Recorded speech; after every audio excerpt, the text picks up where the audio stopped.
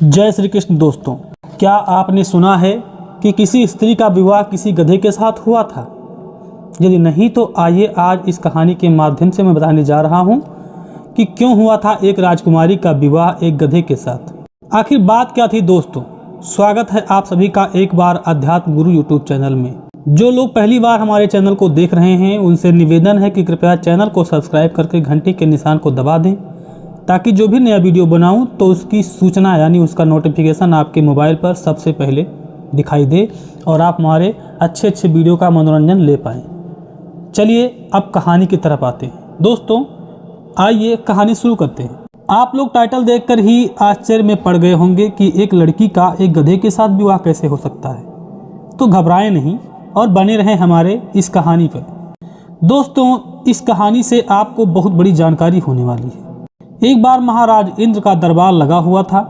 दरबार में अप्सराओं का नाच हो रहा था। उस दरबार में देवता, यक्ष, किन्नर सभी अपने आसनों पर विराजमान थे।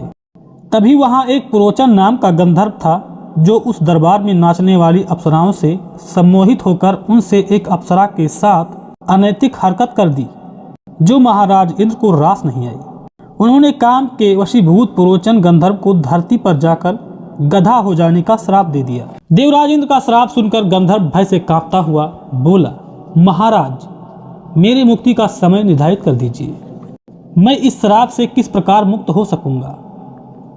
इंद्र कहने लगे, हे पुरोचन, धरती लोक में तुम्हारा एक राजा की पुत्री से विवाह होगा और उससे तुम्हारे अंश से एक पुत्र का जन्म होगा। उस पुत्र को तुम गोद में लेने से तुम मुक्त हो जाओगे।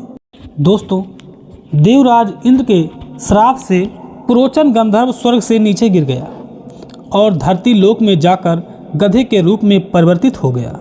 एक दिन किसी कुम्हार की नज़र उस गधे पर पड़ी तो वह सोचने लगा, यह गधा 2-3 दिन से इसी स्थान पर घास चर रहा है, अभी तक इसके मालिक ने इसकी सुध नहीं लिया।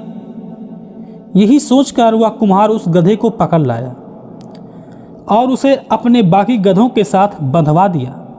इस तरह से गधे को खिलाते पिलाते काफ़ी समय बीत गया। एक दिन कुम्हार चारा डालने के लिए गधों के शाला में पहुंचा। तभी वह गधा जिसे उस कुम्हार ने पकड़कर बांधा था वह मनुष्यों की भाषा में बोलने लगा और कुम्हार से बोला, हे मालिक, आप मुझ पर एक उपकार करें। मेरी ओर से एक संदेश राजा के पास पहुंचा दो। राजा से कहना कि आप अपनी पुत्री का विवाह मेरे साथ कर दें। दोस्तों गधे की यह बेहूदी बात सुनकर कुम्हार भय से कांपने लगा। वह सोचने लगा कि अगर यह बात किसी तरह राजा के पास पहुंच गया तो राजा मेरे परिवार को फांसी पर चढ़ा देगा। यह गधा हमें अवश्य ही किसी दिन मरवा देगा।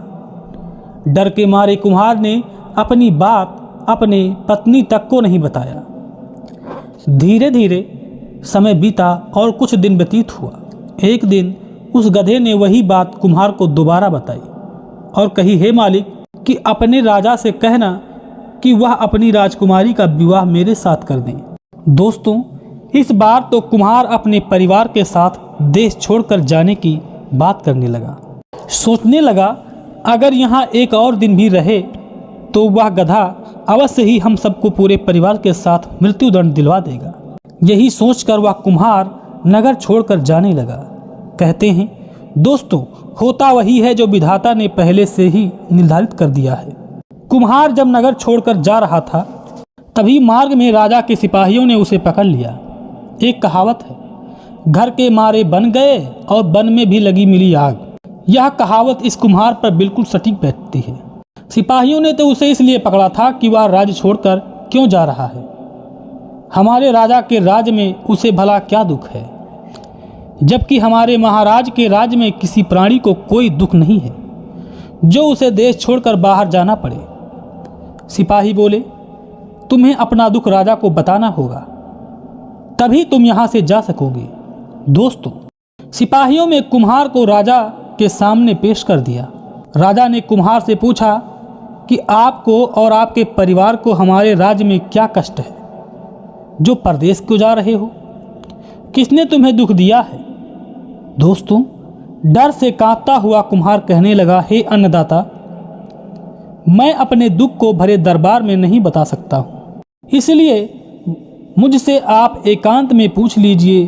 कुम्हार की बात सुनकर राजा ने अपना दरबार बंद कर दिया और फिर एकांत में कुम्हार से पूछा कि बताओ तुम्हें क्या कष्ट है। दोस्तों, कुम्हार ने उस गधे वाली बात राजा को ज्यों का त्यों बता दिया कि उसके पास एक गधा है जो मनुष्यों की भांति बोलता है। उसने मुझसे कहा था कि यहाँ के राजा से कहना कि वह अपनी पुत्री का विवाह मेरे साथ कर दें। बस यही सोचकर डर के मारे परदेश जा रहा था कि राजा साहब कहीं इस बात को सुनकर मुझे फांसी पर न चढ़ा दें। दोस्तों, कुम्हार के मुख से ऐसी बात सुनकर राजा बहुत खुश हुआ और उसने कुम्हार को धीरज बंधाया कि वह बिल्कुल भी न घबराएं। तुम्हें हमारे ओर से कोई हानि नहीं होगी, परंतु एक काम करो, अपने गधे से जाकर कहो कि अगर तुम एक रात में हमारे महल को धातुओं का बनवा दो तो हम अपनी पुत्री का विवाह तुम्हारे साथ कर देंगे। क्योंकि राजा जानता था जो गधा मनुष्यों की तरह बोल रहा है वह साधारण गधा नहीं हो सकता, वह किसी श्रापवश गधे की योनि में आ गया है। इस तरह से राजा का जवाब कुम्हार ने जाकर गधे को सुना दिया। गधे ने तुरंत विश्वकर्मा जी को ध्यान किया और राजा के महलों को धातुओं से निर्मित करवा दिया। वह कौतुक देखकर राजा ने अपनी पुत्री का विवाह गधे के साथ कर दिया। राजकुमारी उस गधे के साथ कुम्हार के घर में रहने लगी। एक दिन जब गधे की स्त्री रजस्वला हुई तो देवराज इंद्र की कृपा से वह गंधर्व अपने रूप में आ गया और अपनी पत्नी से मिलने के बाद पुनः गधा बन गया। दोस्तों, उस पुरोचन के अंश से राजकुमारी ने कुछ महीनों बाद एक पुत्र को जन्म दिया। उस पुत्र का स्पर्श होते ही वह गधा अपने गधा योनि से मुक्त हो गया। इस तरह इंद्र के श्राप से उसे मुक्ति मिल गई। उसने अपनी पत्नी से कहा, हे भद्रे, मेरे जाने का समय आ गया है। जब भी तुम्हें मेरी आवश्यकता हो तुम मुझे याद करना, मैं उसी क्षण तुम्हारे सामने प्रकट हो जाऊंगा। इतना कहकर वह गंधर्व स्वर्ग को चला गया। उस बालक का पालन पोषण कुम्हार और कुम्हारी के हाथों से हुआ था। आगे चलकर वही बालक विक्रम के नाम से प्रसिद्ध हुआ, जो भर्तहरि के मित्र कहलाए और आगे चलकर वही भर्तरी के भाई भी बने। दोस्तों, यदि कहानी पसंद आई हो तो आप हमें कमेंट में बताएं कि यहाँ से आगे की कहानी का वीडियो बना दूंगा कि कैसे हुआ विक्रम से राजा विक्रमादित्य, कैसे जुड़ा राजा भर्तरी से उनका नाता। आप सभी दर्शकों का बहुत बहुत धन्यवाद। जय श्री कृष्ण मित्रों।